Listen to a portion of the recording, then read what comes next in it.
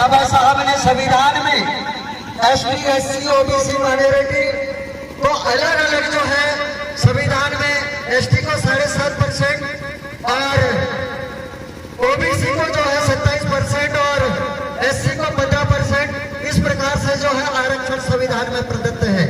और मैं बताना चाहूंगा ये आरक्षण को खत्म करने की ये जो सुप्रीम कोर्ट में आके जो जज बैठे हुए हैं, अरे तुम तो क्या तुम्हारा बाप भी आ जाएगा तो ये हमारे आरक्षण को समाप्त नहीं कर सकता।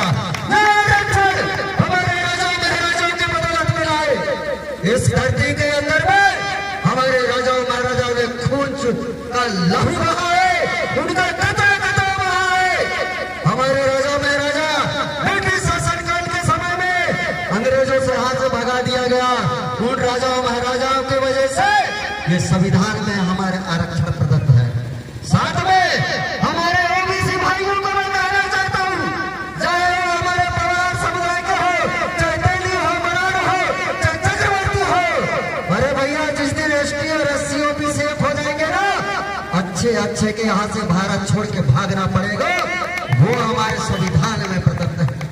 लेकिन हम लोग जो है उन चीजों को नहीं समझ पा रहे। हमारे SC का भाई अलग भाग रहा है, हमारा जो ST का भाई अलग भाग रहा है, हमारा OBC का भाई अलग भाग रहा है, जबकि ST SC OBC इस देश के मालिक हैं। ये संविधान में लिखित है, इस संविधान में लिखित है। और हमारे दल सिंह भैया से मैं क्षमा चाहूंगा, इस परसवाड़ा विकास खंड के अंदर में 57 पंचायत है। 57 पंचायत में कितने सरपंच आए हैं वो हमारे वीडियो में रिकॉर्ड हो गया है। और जितने सरपंच नहीं आए हैं वो टीवी और बीबी में मस्त है। उनके लिए मीडिया वाले ने सोच रखा है कि हमको करना क्या है, हमको करना क्या है। जब तक हम लोग इनकी ना वो टेढ़े सीधे उंगली से घिनी नहीं निकलती, अब उंगली टेढ़ा करना पड़ेगा। और हम लोग उनको जो है अब सड़क में लाने का काम करेंगे। जो समाज का नहीं हो सकता वो किसी काम का नहीं हो सकता।